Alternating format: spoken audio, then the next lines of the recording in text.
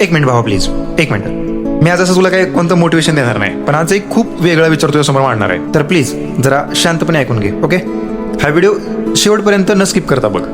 मला एक सांग की तुला असं कधी वाटतं का की तुझ्याकडे पोटेन्शियल खूप आहे, तरीही तू दिवसभर असं काही न करता बेडवर फक्त पडून टाइमपास करत असतोस आणि मग तुला वाटतं की तू आळशी झालायस?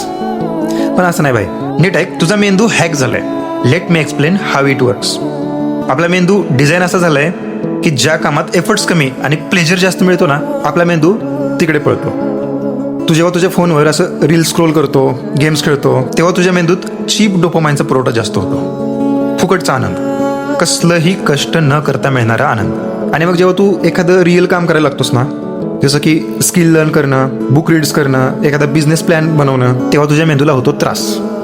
बिकॉज तिथे हार्डवर्क आहे, तिथे रिझल्ट्स इन्स्टंट मिळत नाहीत आणि तुला सवय लागल्या इन्स्टंट रिझल्टची स्क्रोलिंगमुळे. आणि मग तू ते घेतलेलं काम सोडून परत फोन हातात घेतो. या सायकोलॉजिकल ट्रॅपला समजून घे भाई. तू बेरोजगार किंवा अपयशी यामुळे नाही की तुझ्याकडे बुद्धी नाही.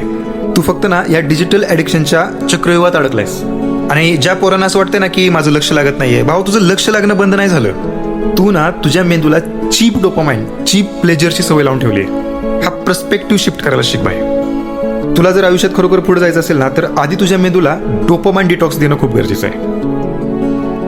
खूप गरजेचं आहे. दिवसातून कम से कम 2 तास फोन बाजूला ठेव आणि ज्या कामात त्रास वाटतोय, जे काम कठीण वाटतंय, ते आधी करायला सुरुवात कर.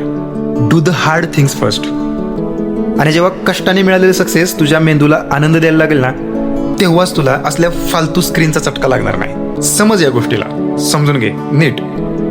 तुझ्या हातात 1 लाख रुपयाचा फोन असून तू तुझ्या मेंदूचं कंट्रोल जर दुसऱ्याला म्हणजे स्क्रीनला देणार असशील ना, तर तू आयुष्यात कधीच स्वतःचे गोल्स अचीव करू शकत नाही.